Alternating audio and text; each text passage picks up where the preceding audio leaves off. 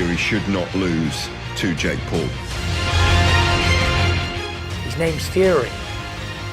If he can't beat Jake Paul, I'll have to change his name. Got all the pressure is on Tommy Fury.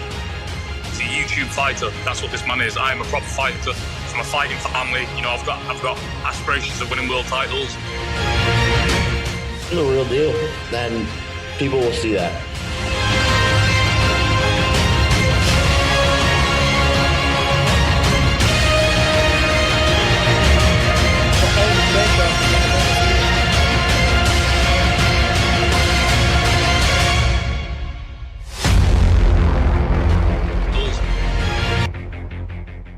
If Jake Paul wasn't Jake Paul, if he wasn't this YouTube guy, he was just a boxer, and you see a boxer knock out the former UFC welterweight champion, not just the former, but one of the best ever, knock him out with one punch like that, you're like, oh man, have you seen this Jake Paul dude coming up? He's fucking for real.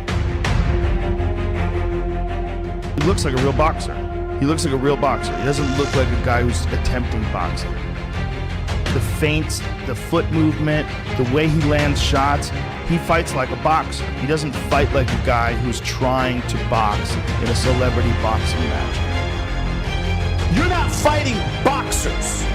And somewhere along the way, people got to stop walking around, laughing and acting like it's all right for you to be beating up on cats that don't box while you calling yourself a boxer.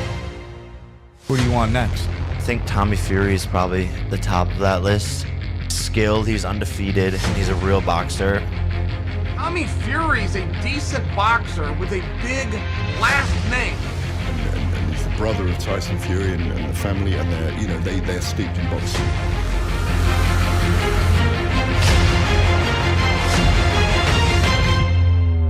But it doesn't matter what you can do, it's all about what I can do, and I know what I can do, and I'm going to go over there and prove it. Because Tommy Fury should not lose to Jake Paul. His name's Fury. If he can't beat Jake Paul, I'll have to change his name.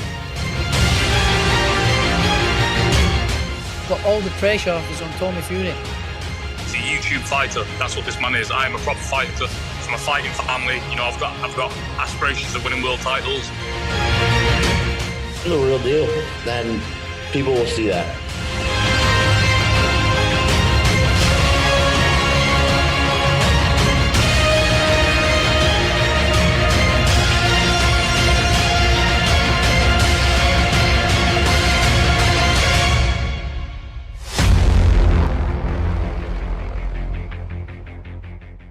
If Jake Paul wasn't Jake Paul, if he wasn't this YouTube guy, he was just a boxer, and you see a boxer knock out the former UFC welterweight champion, not just the former, but one of the best ever, knock him out with one punch like that, you're like, oh man, have you seen this Jake Paul dude coming up? He's fucking for real. He looks like a real boxer. He looks like a real boxer. He doesn't look like a guy who's attempting. The feints, the foot movement, the way he lands shots, he fights like a guy who's trying to box in a celebrity boxing match. You're not fighting boxers. And somewhere along the way, people got to stop walking around, laughing and acting like it's all right for you to be beating up on cats that don't box while you calling yourself a boxer. Who do you want next? I think Tommy Fury is probably the top of that list. Skilled, he's undefeated, and he's a real boxer. Tommy Fury's a decent boxer with a big last name. And he's the brother of Tyson Fury and the family, and they're steeped in boxing.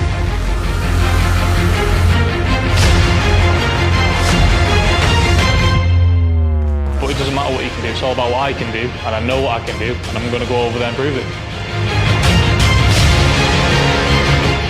Because Tommy Fury should not lose to Jake Paul. His name's Fury. If he can't beat Jake Paul, I'll have to change his name. So it's interesting. We'll talk about it in the second round, but she reminds me of somebody that I know, and we'll get to that in round number 2. And that is the end of the first round. Well, coming up later tonight on pay-per-view, someone that the fans here in Saudi Arabia are very high on, Ziad Al-Mayouf. He's undefeated 1-0, representing the Kingdom of Saudi Arabia. His opponent tonight, the Ecuadorian Ronald Martinez. And talk about potential superstar power. That is what I believe we could have in store with Ziad Al-Mayouf. Absolutely. Look at that handsome young guy, nice smile, not afraid to smile, not afraid to show his personality, and then he gets in the ring and he backs it up. Well, he got pretty mean. Both guys got pretty mean at the weigh-in yesterday. A little pushing. They both were in each other's faces, but Ziad Al-Mayouf taking in this entire experience. You see Buddy McGurk behind him. I saw Buddy earlier today. I told him, I said, hey, you got a special kid with you. I'm happy to see you working with him. And Buddy said, yeah, he's going to do some great things. Ziad Al-Mayouf said that if you don't know how to handle pressure, then you're not cut out for prize fighting. And he has been handling the pressure so far all week long. Absolutely. Now, what will happen in a few hours from now as we begin the second round, as we had history made with Ragad Al-Naimi, the first female-born Saudi fighter to compete on a Saudi boxing card, and right away, Al-Naimi goes right after her adversary yet again, Okaija. I got to be honest with you, Ray. I didn't think we would see a second round. Here we are, and we also see that Okaija's trying to throw some more punches and fight back now. Well, as I pointed out, who Al-Naimi reminds me of is, I don't know, somewhat of your style. You love to be aggressive, but you do it in a calculated form off the jab, and that's what we're seeing out of Ragad Al-Naimi. So let me tell you what we're looking at, because I know that I feel the same way. I'm looking at myself. She's going to force, Al-Naimi is going to force Al-Qaeda to walk into something, and this could be an early night for Al-Naimi. With Al-Naimi, I mean, the kind of, she's sitting down in her punches, she's using the jab, she's got a nice tight guard. It's not like she's just throwing a lot of punches and leaving herself open to be countered. Absolutely, no, I am impressed with what Al-Naimi came to the ring with tonight. I would love to see her move in position, but right there, look at that. You don't need to move in position. I got you. You can't go anywhere. Well, we're starting big, beautiful right hook by Al-Naimi backing up Okaija. And again, Al-Naimi continues to apply the pressure. Sure, and then again, let's talk about the Ghanaian here. I didn't think we'd see a second round, but I forgot there's a Ghanaian in the ring. Very they true. Don't quit. You know, so even though right now it does look like Al-Qaeda is outmatched, she's not willing to just lay down and give this fight to Al-Naimi. A big right hand. Look at this action by Al-Naimi as referee in charge, David Irving, watching the action. And when have you ever seen, unless they are being hurt, a Ghanaian go backwards? It's not common. It's not common in both these matches. This one and the previous, we have two special individuals standing across from the Ghanaians. Ragad Al-Naimi hammering away upon Perpetual Okaija. Round 2 in the books.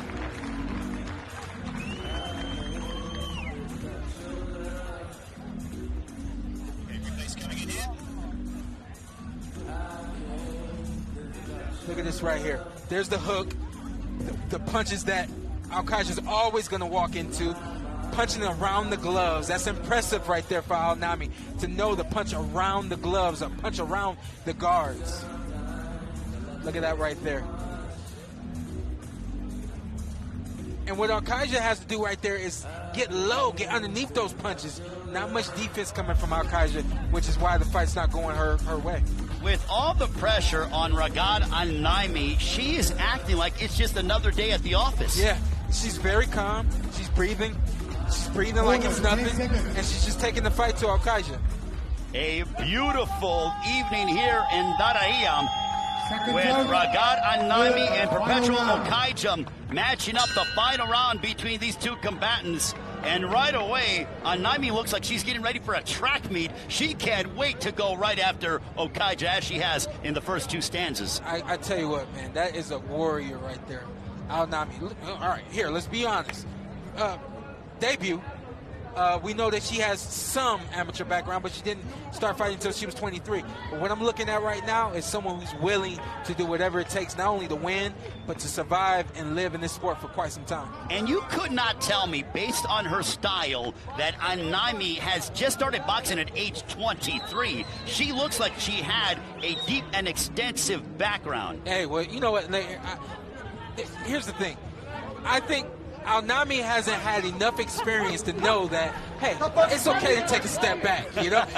She's still in go, go, go mode. Once you get some experience, you realize, yeah, I don't always have to go forward and beat up on somebody. I can let them come at me sometimes and take a rest. Al-Nami doesn't want any rest. And can you imagine the emotions that Al-Nami has with Prince Khalid in the front row, who has really been such a driving force behind Skills Challenge promotion? Yeah, you know, I tell you, right now, it's not happening, but it's going to set in. If she gets a knockout, when this fight ends, when the bell rings, that's when it'll set in. I think right now, oh, there's a knockdown. So says referee in charge, David Irving. She turned her back and was hit on the ropes while she had her back turned, which is why she's receiving that A count right there. All right, so now we have a knockdown being called, and Al-Nami, we'll see if she can go out and get a stoppage. I'm going to say this to the producers. I'm sure they won't, but don't miss this moment when the bell rings. It's a moment that we should all treasure. Oh, we got a great crew from top to bottom. But right now, Ragad Al-Nami, who has made history being the first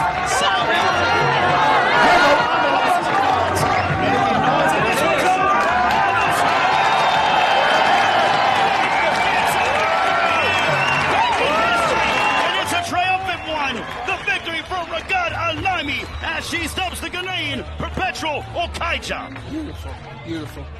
Good decision by the ref. No, she wasn't going to win, hadn't won any rounds, but I think she deserved to finish the fight.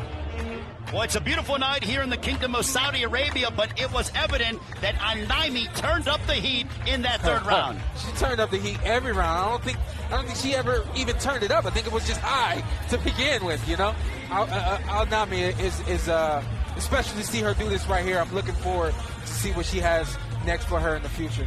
What I loved is that she was clearly ahead, but she came out and I thought really stepped on the gas a little bit more to say, you know what, no, I want to get the finish and the stoppage. And lo and behold, if you put your mind to it, you can achieve it. Listen, Ray, we're not here to talk about me, but that's not the mindset. You know, you're talking about how she reminded you of me. Her mindset is, I'm going to go until the last bell, and she got the victory. She did a fantastic job. And I thought David Irving did a fantastic job to wave off the fight.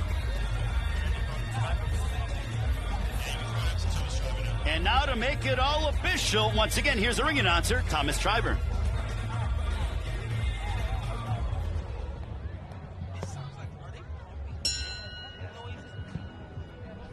Ladies and gentlemen, here is the official time. 1 minute, 47 seconds of round number 3. Our referee, David Irving, stops the contest. Therefore, your winner by way of technical knockout, Ragad Al-Naibi.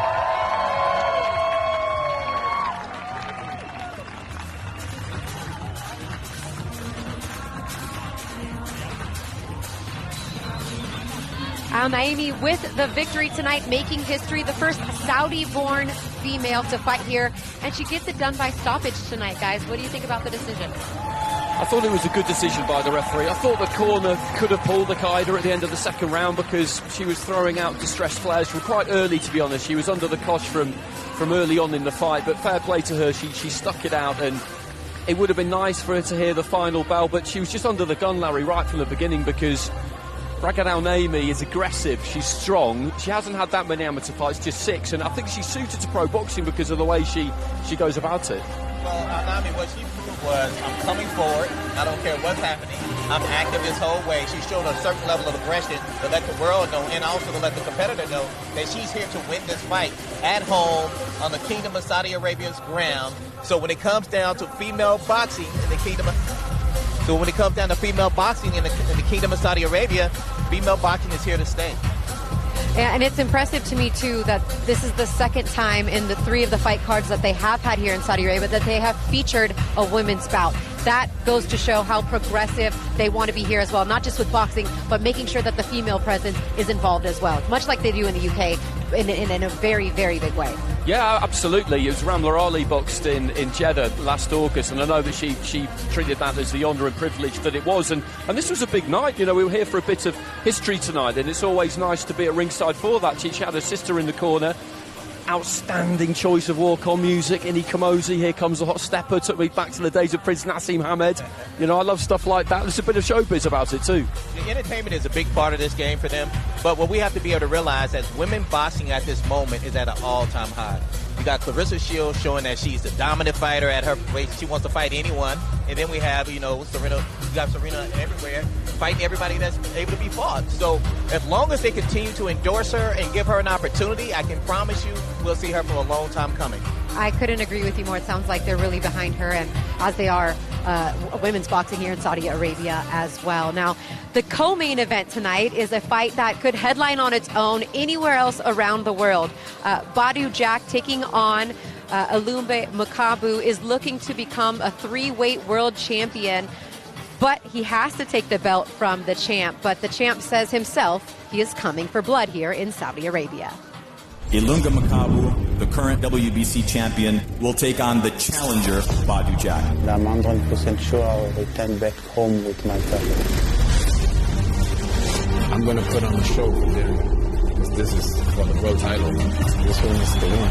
Expect a good explosion of boxing. Makabu got a lot of heart. I got a lot of heart. Nobody's going to want to lay down. It's going to be a tough fight, but I'm going to come out on top. When the fight ends, my hands will be ready.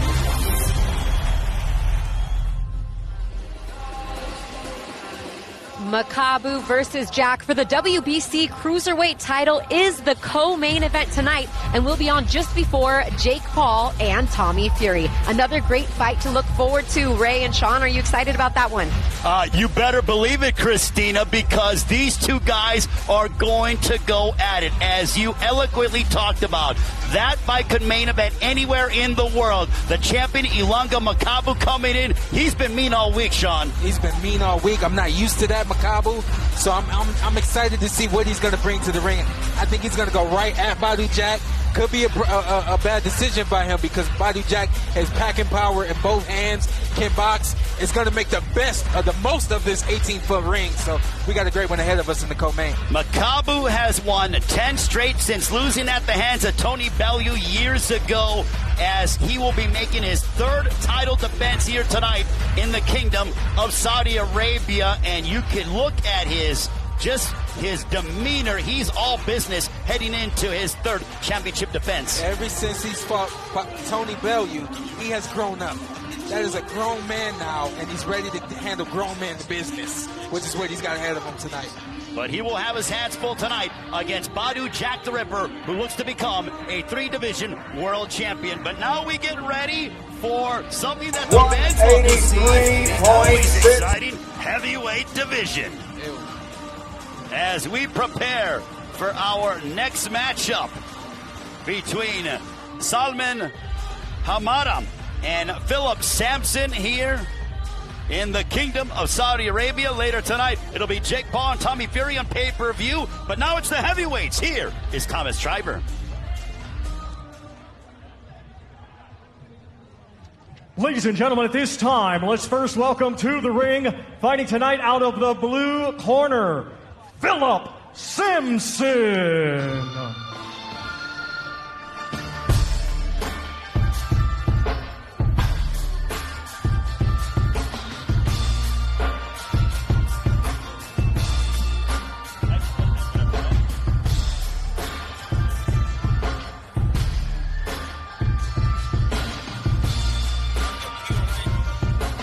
So Philip Sampson from India coming in, and he's looking to play spoilers. So far, in our first 2 fights, you had Ziad Madrashi and Ragad Al-Naimi victorious here from the Kingdom of Saudi Arabia. Philip Sampson is looking to change those fortunes for himself here tonight against Salman Hamada.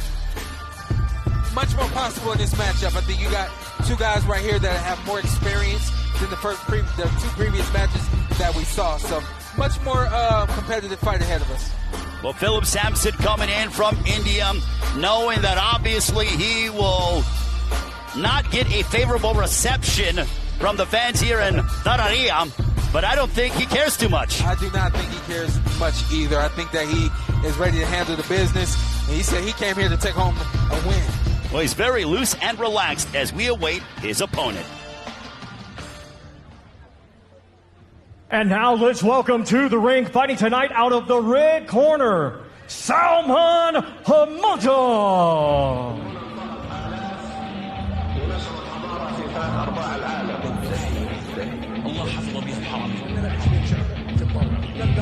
Look at the fans. They are just draped over. They want to just get and slap hands with the entertaining Salman Hamada. He started boxing at age 11. The reason why he got into boxing is he saw it advertised at the gym. 2 weeks later, he was having skills contests.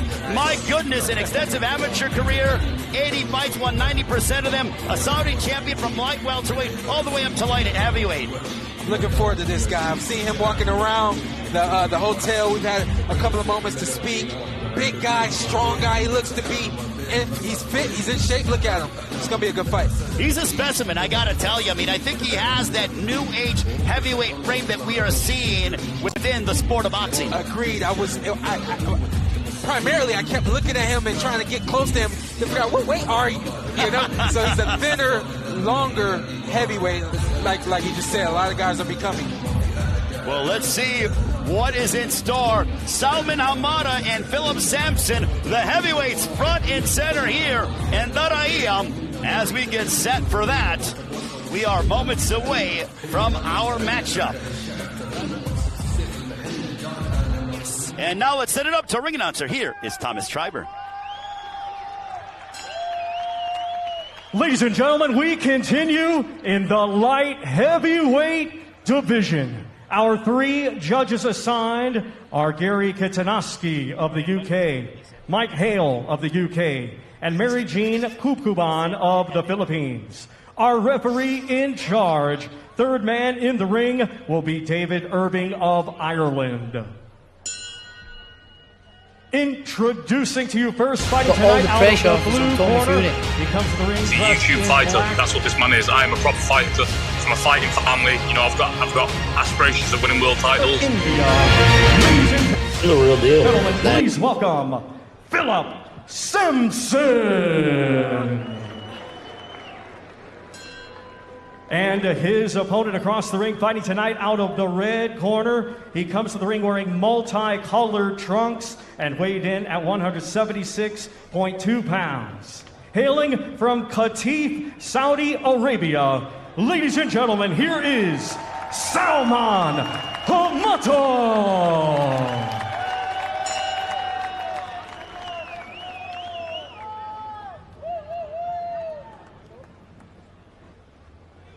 Okay, gentlemen, keep it very clean at all times, okay? Protect yourselves at all times and obey my commands. Okay, Salman? First gloves. Good luck. David Irving, our referee in charge. Salman Hamada matching up against Philip Sampson. Our third fight of the evening here in the Kingdom of Saudi Arabia. And look at that, very stoic indeed is Salman Hamada. His opponent, Philip Sampson, our referee in charge, David Irving. Don't forget, join us on pay-per-view wherever you are around the world. Less than an hour away, and then we begin our main card, highlighted by Jake Paul and Tommy Fury. Oh, yeah. Good right hand already, an echoing right hand there by Hamada. But see, this right here, we got one guy using the ring, trying to keep Sampson on the outside. Excuse me, trying to keep Hamada on the outside. And right there, long, rangy shots from Hamada. Well, you saw Hamada. He has a very long reach, a long jab, but boy, does he pack a wallop, as we have seen in the first few rounds, or the first few seconds of the round. Sure, and then, you know, just kind of going back to the thing of experience, you see the experience of both of these guys. Neither guy's rushing in, neither guy's really rushing the tempo, just trying to set up and look and create something. Both of these guys. Big right hand, oh my goodness! Down goes Sampson!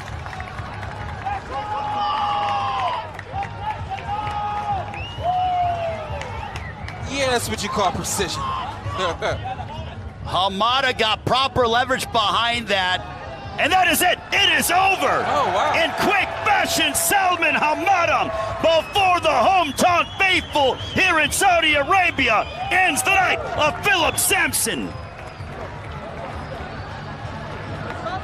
That was leverage, precision, and power. I mean, the length, the reach on that bad boy. That was like a broomstick. Oh, my. And you know, a big long broomstick, what it can do to you. Or did you get whippings at home? I don't know. No, I never, that didn't happen at my house. But you know what, look at that.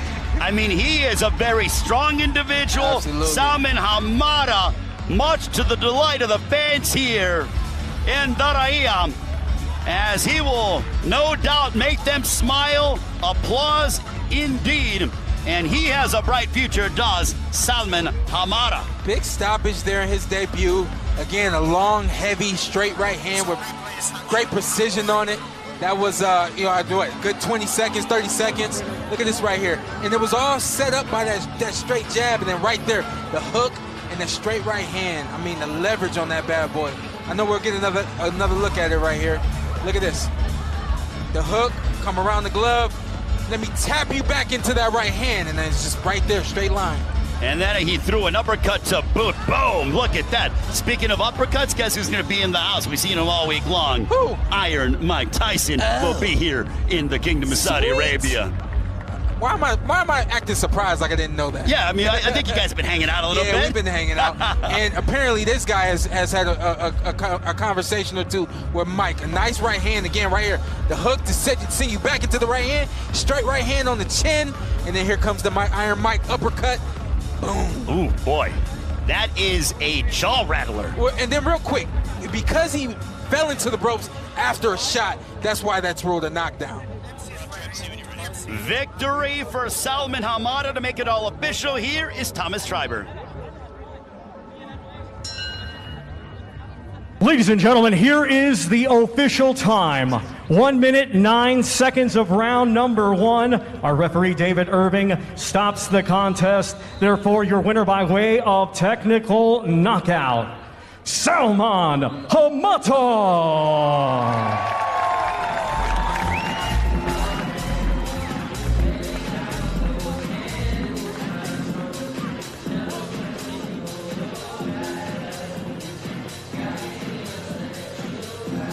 Salman Hamada gets the victory tonight. Didn't get to see too much of him in the ring, being that it was stopped rather quickly, but we did see a few nice punches in his arsenal. Your thought on the finish, Andy? The finish was great. I mean, when he set up, I thought he might be the most technically correct of the three because he boxed for the World Championships in Russia in 2019. He's done quite a lot as an amateur.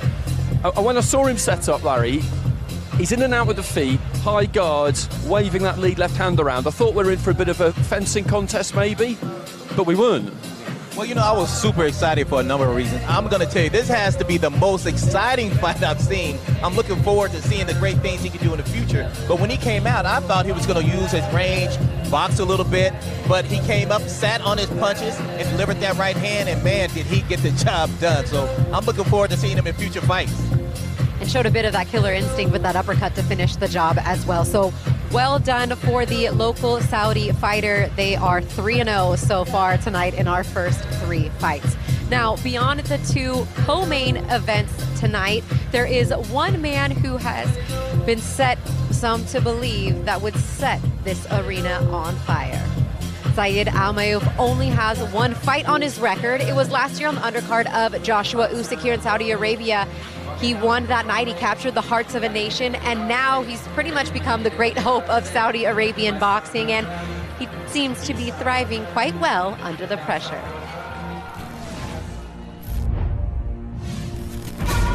This performance is for my people here in Saudi. I'm back home, and it's a beautiful place, and they deserve a beautiful knockout, and that's what's coming. When I used to go to sleep as a kid and used to have dreams of having a reception like this, we talk about the American fighters, we talk about the European fighters, and now it's time to talk about the Saudi Arabian fighters. My prediction is it's going to be over before you could say my name. Zizo.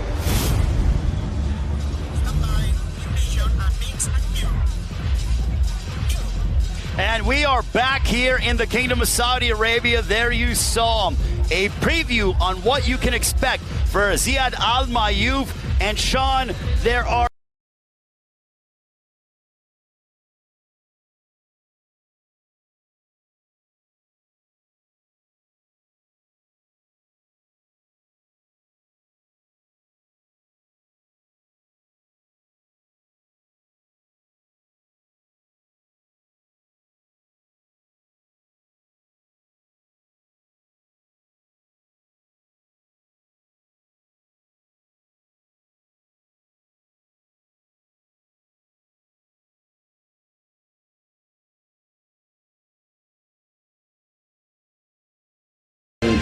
people will see that.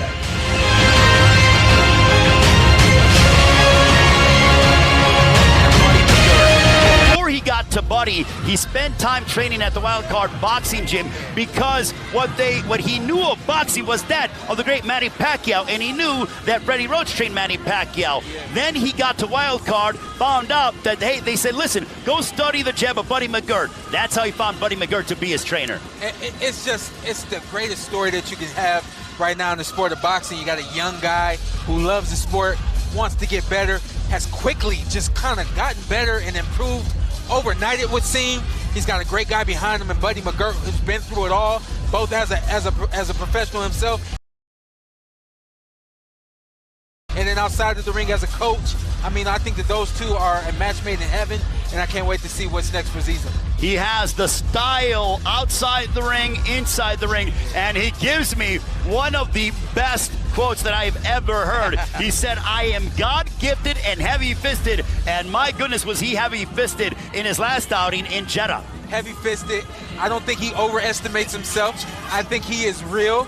I think that he is entertaining, and I think that he's someone that you all should be looking forward to seeing fight tonight. And this is when he hammered away upon Alatorre, just really going ahead and pounding away on him. You saw the leverage behind Zizo, and down went Alatorre. Yeah, he's got great footwork. He's quick with his feet, quick with his hands. He's very intuitive in the ring, and that's where that right hand was able to land because he went body, and then back to the head, and right there with two more at the head. Well, and what I love is that he doesn't let guys off the hook. He strings together combinations, and he really finds a way to get you out of there. He finds a way to get you out of there. Again, it's only the first fight, so he found a way to get him out of there. But it shows you that he and Buddy have been working. They know what they're doing in the ring, and Zizo's going to go in there and he's going to entertain. Ziad Al-Mayouf for part of our pay-per-view portion. We send it now back to Christina Poncher. Andy and I too are excited to see Zizo later on tonight, but for now we turn our attention to the final fight on our prelims card. This one should heat things up a bit as well. Adam Saleh has built quite a rivalry with Stuart Kellogg in the build-up to this one, Andy, and you know, we saw them go back and forth a little bit. Your thoughts on this super lightweight contest coming up? So these two guys both box on the influencer circuit. He's 2-2, Saleh. Kellogg is 2-1. I've been to a couple of those Misfits nights in London, and they're kind of wild nights because you get a big crowd, everybody's really enthusiastic, but I generally leave the arena not much wiser about how good anyone is because the matching is decent, but you can't really get a gauge on their level. I would say that Saleh's probably the more experienced of the two. He's got Saddam Ali in his corner, which kind of tells you something in itself. But Kellogg, I don't know if you remember, but he was kind of mooching about whilst we were doing some fighter meetings the other day, and I think he was slightly offended that we didn't sit down with him and didn't talk to him. He's really up for it. Well, I mean, these guys, let's take a look at the weigh-ins yesterday before we get to that. You can see how, you know, these guys love the cameras. He's up there with the sunglasses on the scale. And I think he did want to talk to us. He was like, what do you mean you don't want to have a fighter meeting with me? But that's what it's about, right? It's about promoting yourself. That's how they got here in the first place, right? Promoting yourself, building up your social media. There you can see the footage from the weigh-ins where they go head-to-head. You don't get paid if you don't get in the ring tonight. So smartly, someone stepped in there and broke them up. But, I mean, that's really what it's all about, right? Selling yourself, building yourself up has got you an opportunity like this.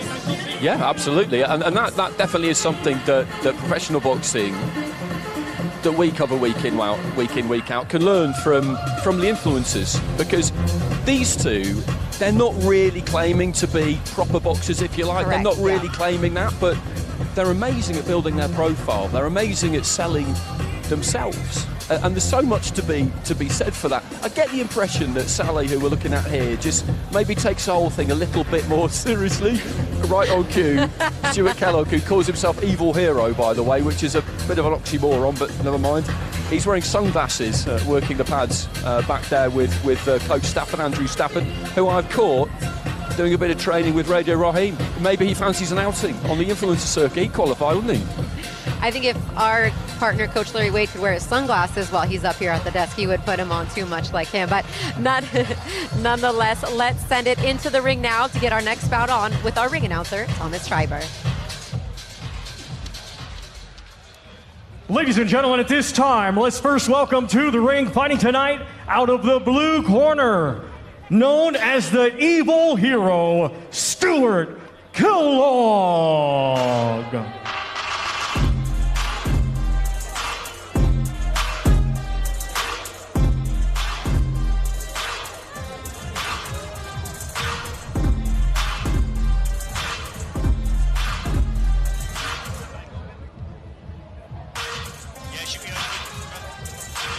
So here is Stuart Kellogg, known as Evil Hero. And let's just say that the weigh-in got rather intense between Stuart Kellogg and Adam Saleh yesterday.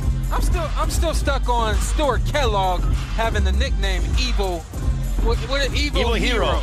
Yeah, it's Stuart.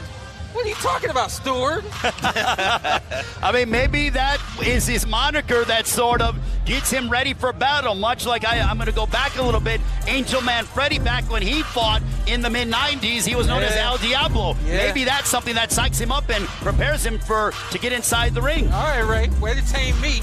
Okay, just talking hypothetically, but Stuart Kellogg, known as the Evil Hero, will evil triumph over apparently good in Adam Saleh? We're about to find out.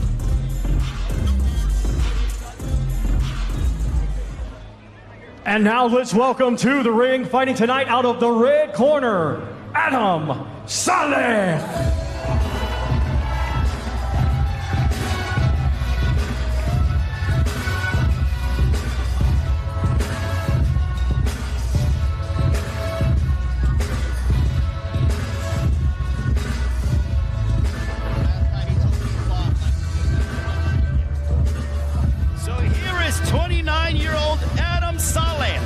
He's trained under the guidance of former world champion Saddam Ali.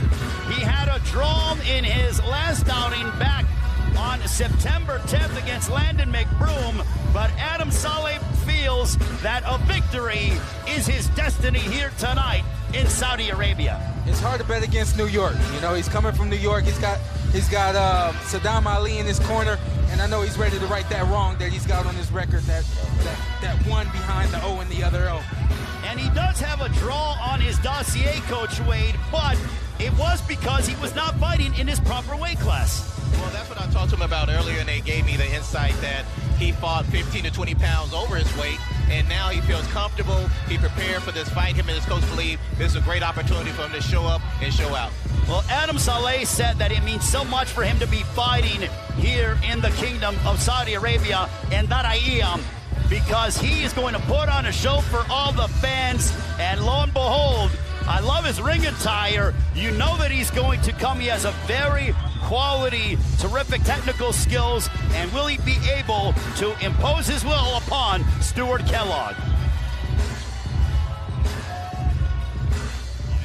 And now, once again, here is Thomas Triber. Ladies and gentlemen, we continue with more great boxing action. This bout scheduled for 4 rounds in the super lightweight division.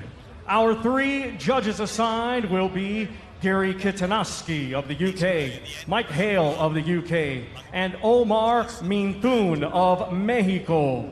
Our referee in charge is Daniel Vandaville. Introducing to you first, fighting tonight out of the blue corner. He comes to the ring wearing black with gold and weighed in at 140.9 pounds. Coming to us from Los Angeles, California, USA. Tonight, he is making his professional boxing debut. Ladies and gentlemen, introducing the evil hero, Stuart Kellogg. That's right. And his opponent across the ring, fighting tonight out of the red corner. He comes to the ring dressed in black with gold and weighed in officially at 139.6 pounds. Hailing from Brooklyn, New York, USA. He has a professional record consisting of no wins, no defeats, and 1 draw.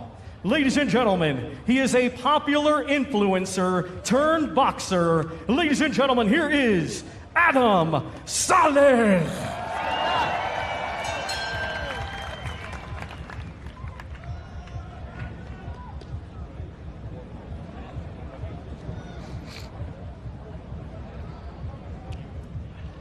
I want a clean fight. Obey my commands at all time and protect yourself at all time. My first warning is no rabbit punches, okay? No rabbit punches. Okay, no kidney punches, no lower than this. All right, so it is Adam Saleh matching up against Stuart Evil Hero Kellogg. Adam Saleh introduced as a social media superstar from the East Coast, but let's make no mistake about it, he can fight. Yeah, he can fight. Yeah, he can fight. He's a tough kid. And look at him, he's ready to go. Adam Saleh ready to charge the ring.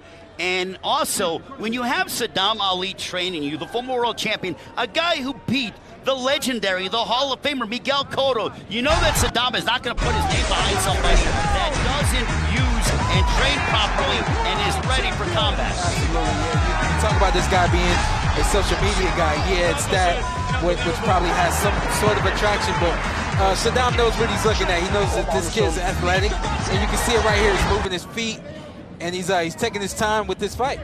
I think it's fair to say also, Coach Way, that Stuart Kellogg is a bit unorthodox. Absolutely. Now, as you can tell, he's taking his time. He's very patient. He has a very good stance to be able to deliver power at any time. He's defensive, even at the process of being offensive. So I'm excited to see what he's going to do.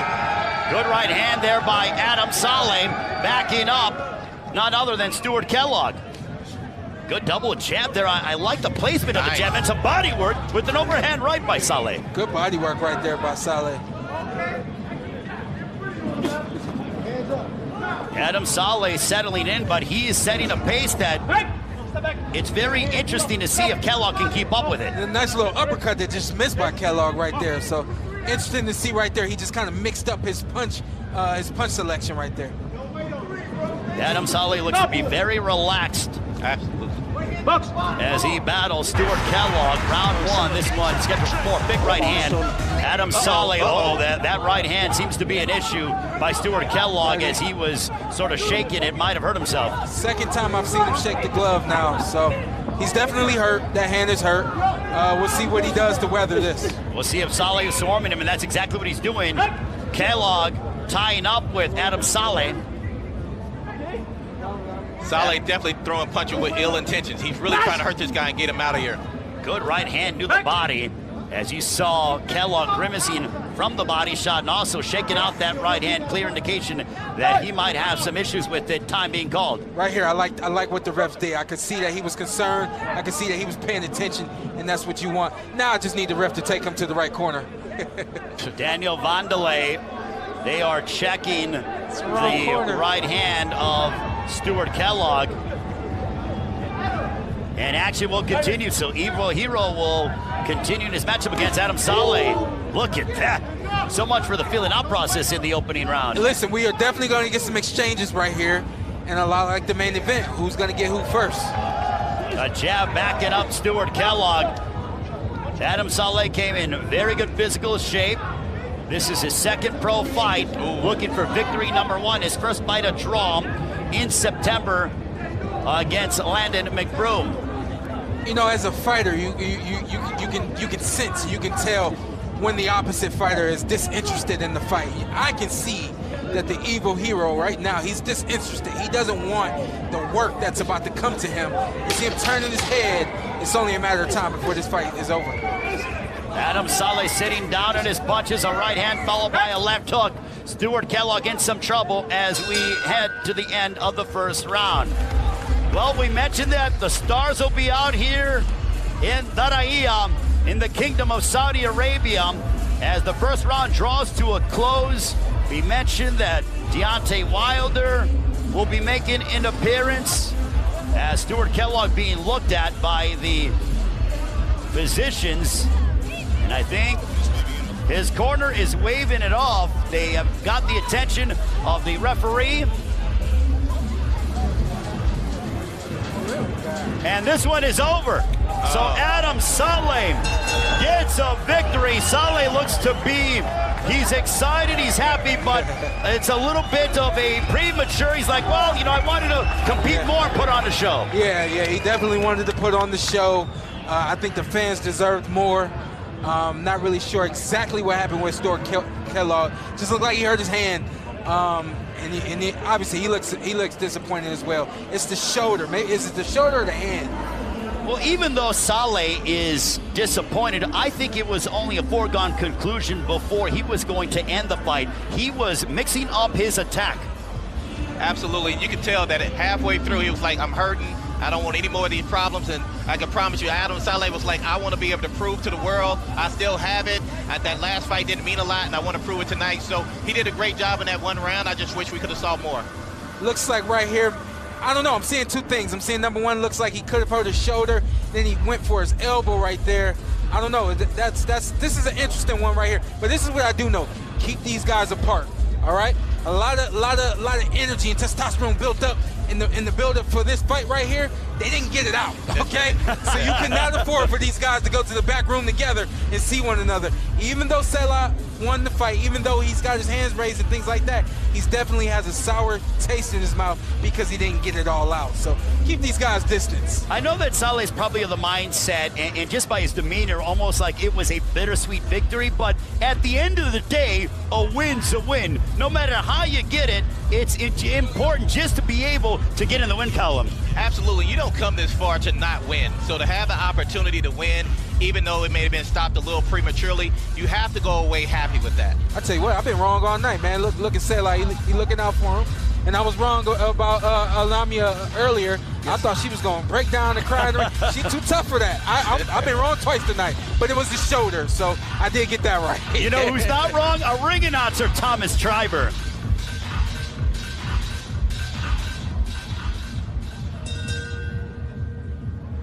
Ladies and gentlemen, after one completed round of boxing, the blue corner advises our referee in charge, Daniel Van de Ville, to stop the contest due to an injured right arm. Therefore, your winner by way of technical knockout, Adam Saleh.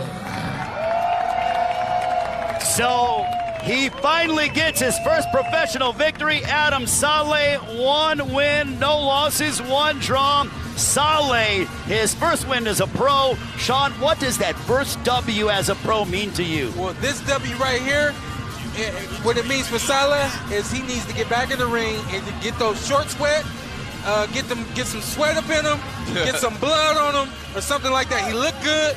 He looked the part tonight, and his opponent just couldn't stand up with that shoulder, being injured. Well, I know that Adam Saleh is enjoying the victory, and he is there taking photos with his entire team. Saddam Ali is trainer. He's standing by with Radio Raheem. Now, I saw a bit of disappointment in your face when this fight was called off. You know you won, right? I know, man. I was just getting started. I didn't want to 10 like this. He knew what was going to happen. He was going to get slumped, but it's all good. Respect at the end of the day. I want to give a huge thank you to Saudi Arabia. Saudi, thank you guys so much. A huge shout out to the Prince Khalid. Prince Khalid, I love you so much. Thank you for making this happen. This is a dream come true. Huge shout out to my mom, my team, Saddam Ali, Khalid, Slim, Hamza Al, and huge shout out to Uncle Mahmoud. I love you guys. Family, I love you guys. We saw you throw your punches with some serious intent. I know you're in front of your hometown crowd. This is the first win here in Saudi Arabia for you. Is that what was that extra mustard on the punches tonight? I feel at home when I'm at Saudi Arabia, baby. Saudi, let's go! I'm at home, baby. I'm at home. Give me another fight, man. I want to show you guys what else I can do. I only get better after round 1. Radio Raheem with Adam Saleh. Thank you, brother. Yeah. Tall, man. Yeah. Thank you, man. Congratulations. Well done, Raheem and Andy Saleh. I mean, he finally cracked a smile there. I know it didn't go the way that he wanted in terms of getting some work in, getting some rounds in, right? That's the name of the game when you're first starting out, but nonetheless, he gets the win. Yeah, I can understand the frustration as well because there's been some chat between the two in the build-up, and I think he fancied getting him out there for at least one more so he could make him suffer, to be honest, but it didn't happen that way. You could see that there was some kind of problem with the shoulder or the elbow or the hand, the right side, and it happened quite early. I don't know if he carried it into the fight or whether it happened in those very early stages, but the trainer had a look at him. The fighter didn't really want to continue. They brought the referee over, told him that, and then he called the fight off. I'm always reluctant to suggest that a fighter has kind of pulled up the drawbridge a bit, but I think he might have done there. I think he might have realised that of the two, he's poked the bear a bit there because Saleh's just better than him. As I say, it's I'm not getting through those ropes, but I think there was an element of that. Well, and you have to understand too, I mean, influencer boxing or not, like you still got to go in there and you're still taking punches and you still are putting it on the line. We'll see if we see Kellogg back in the squared circle again after this, perhaps after he tends to that injury. But nonetheless, you can think Adam Slay, especially with Saddam Ali in his corner, has to be taking it a bit more seriously. So maybe more of him to come on a card here in Saudi, perhaps.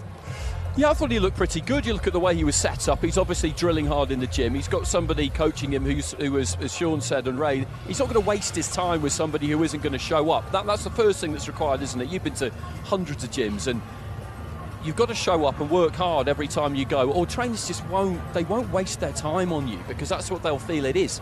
So he clearly does that. And if you're prepared to put that time in the basics, then you can get to a decent level, whether you've got all that much ability or not really. That's kind of level one. And then from there, if you do have some talent, you can maybe take it a little bit further. But, you know, it is difficult to know how good these guys are. And that fight is a perfect example of why it's hard, because he looked good, but the guy he was up against just didn't really want to know. Right. Well, let's talk about some of the earlier fights, as that's kind of the end of our preliminary section here of the fight card, and give you a recap with some highlights. Early on, we saw Zaid Mashrashi defeat Philip Kwanzaa. Let's go through the card. What did you like from him? I thought he was good. I thought he was aggressive. I thought he really came to fight and really came to entertain as well, as did Ragad Al-Naimi. She was exactly the same. She got onto the front foot. She dug those punches into the body and the head. And then Hamada at the end there, the way he was set up, I thought that he would keep it at range and pop that jab, but he looked to move in with that right hand every single time he could. And that's a good stoppage from the referee, because he's pinned him there with a long right hand, carried that power right to the end of the punch, and then the uppercut. And then what we've just seen here from Adam Saleh and Stuart Kellogg. And I understand the frustration from Saleh, I do, because if they could find someone else for him to fight tonight in half an hour, he'd definitely do it. He's come a long way, too, literally, yeah, really to get here. Your favorite fighter, your highlight of the preliminary bouts that we saw here tonight, Andy? Well, we witnessed a bit of history, didn't we, with Ragad Al-Naimi, and that's always really, really nice. And I joked about the ring walk music, but I like stuff like that. You know, who would have thought that would have happened a few years ago, that song would fire up and you'd have a female fighter come into the ring, a Saudi-born female fighter come into the ring on a night like this, and then she really put in a performance too, because all three of them would really have felt the pressure, because it's a massive stage, this. It is unrecognisable to any stage that they've ever boxed on before, because they box in some amateur tournaments, but generally with the amateurs, even when it's a really high level, until the day of the finals, there's not really anyone there. So the standard is high, but as a spectacle, it's nothing like the same. So I think they all delivered good performances and should all be very, very happy with it. They should. What a big stage for a lot of these young fighters. I mean, like you said, at this point in their careers, pro debuts or not, they're fighting on a pay-per-view undercard in front of a big audience here in Saudi. So well done on that recap. I'm really looking forward to us moving forward to our pay-per-view portion, which is now just moments away, and that too is loaded with great fights. Fighter Samreem is an exciting talent that you see here on the card. He's up tonight against a veteran, and this is truly a true test of his potential. Another fight I'm looking forward to, Kaysan and Jaharat, they've guaranteed an early finish one way or another. That one is likely not going the distance. And then Zayed Al-Mayouf, the local hero, and the last time he put his man away in the first. So perhaps don't go anywhere when he steps in the ring. You may see some fireworks there against Ronald Martinez. And then, of course, our co-main event, Ilunga Makabu is defending his cruiserweight world title against the dangerous veteran Badou Jack. And then, of course, the main event, it's the problem child, Jake Paul, taking on Tommy TNT Fury from the famous Fury family, a fight that everybody is talking about.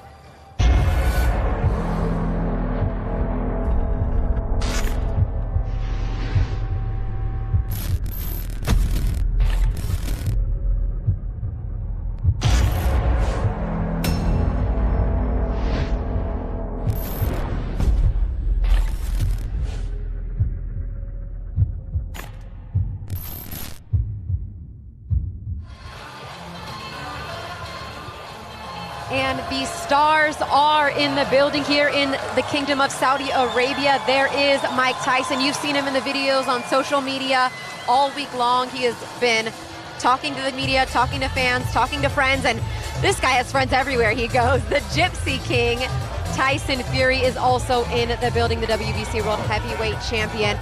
Obviously here to support his brother, who will be stepping into the ring in our main event later on tonight. Andy, as we talked about, we showed the fans, everybody watching, the fights that we still have to come on our pay-per-view. Which are you most looking forward to? I like the card as a whole, genuinely. I'm looking forward to seeing Ziad because he's just got that infectious kind of enthusiasm about him. Badr Samreen, top of the shop, he's got a nice story behind him too. That fight between Musi Kaysen and Tariel Jafarov, anything could happen there. Absolutely anything could happen. One thing we do know, I would be amazed if they just fiddle about for 8 rounds, tippy-tap and touch gloves at the end and go back to the dressing room. Someone is going down in that fight. I think we know that. The Cruiserweight fight is just a terrific, terrific fight between two really, truly world-level guys. And that top of the bill, it's been so much anticipated. We didn't think we were going to see it, and then eventually somehow we've got you've it. grabbed a headline this week. Like you say, Iron Mike Tyson. That well, listen, it all started with Jake Paul. He managed to throw my really, name in the mix. You can only You get didn't away pull with that out of your Oh closet, my God, no. right? Not quite your style. You can only, well, I mean, I think you can only really get away with that if you're WBC heavyweight champion of the world, because I'm not going to go over there and tell him that, you know, he looks like he's come in fancy dress. It fits his personality. I'm not going to ask him what he's come as, because I think that could be an error.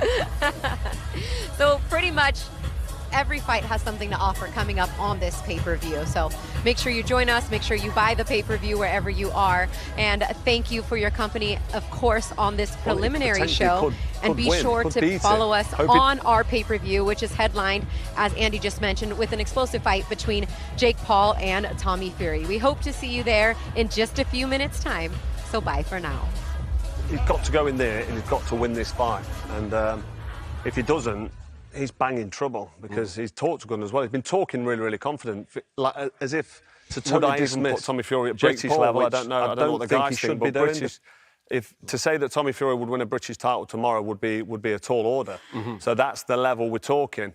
But Jake Paul's still got a job to do before he can think about calling out the Cobra. So we'll wait and see. Just picking up on Denzel.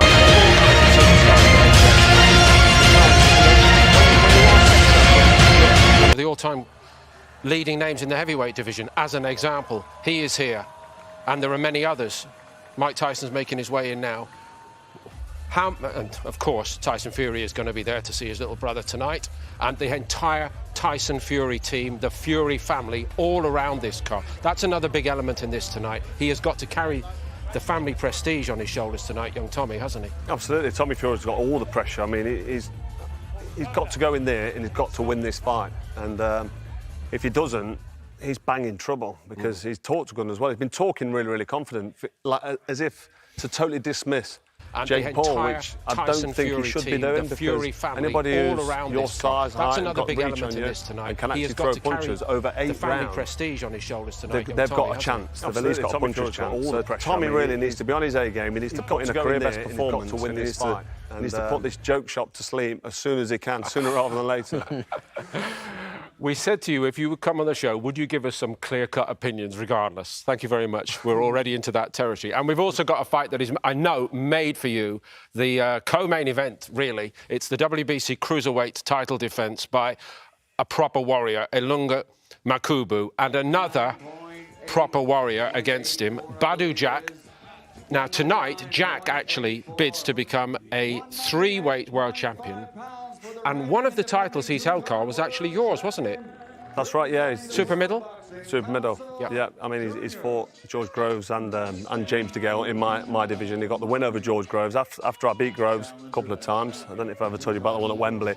I won't go into that, but his next world title campaign was against Badr Jack. And George Groves could have had Badr Jack beat, but he took a bit of bad advice from his cornerman, and he ended up losing that fight for a world title, which was a real shame. Obviously, George went on to win the world title, but Badr Jack now campaigning at Cruiserweight after having a good career against. He's fought some big names in the super middleweight division. Now light heavyweight, and now he's up at cruiser against Makabu. His advantage is he's been busy. Makabu's not boxed for well over a year, and I just think this fight could be made for him. But Makabu's a big puncher. He's been over to Russia a couple of times and caused upsets in knockouts where you think. I mean, since losing to Tony Bellew, actually. Tony Bellew beating for the Goodison WBC Park. World title at Goodison Park. Bellew was down in the first round. Did you remember that? Yeah, absolutely. He got clipped. I spoke to Tony Bellew on the way in, actually, for a few pointers off him, and he just says he punches hard, he's dangerous, but he's inactive. So, you know, this could be the defining thing. So Badou Jack, 39 years old, is daring to be great. Again, very clear cut. Thank you very much indeed. Maybe the top of the bill will surprise you. I don't know. But you know, one thing about that champion there, Dels, he's got the winning habit. It's to pick up on Carl's point, given that his world seemed to fall apart when he lost to Tony Bellew. Hasn't he picked himself up and gone again amazingly well? Yeah, most definitely. Since he lost to Tony Bellew, he's only gone upwards and better from there. So this is going to be a tough fight, especially where Badou Jack in his last fight had a bit of trouble against Rivera. You know, people were questioning that win. So this isn't going to be an easy win, and I think a lot of cruiserweights think Makabu's an easy win for, you know, a world title at that weight, but he's very dangerous. He hits hard and he's got the will to win. Delighted to have your company, all of you. Thank you very much indeed. Those are our 3 studio judges tonight. As mentioned, we've got an all-star cast out in Saudi Arabia, and this is the fight card.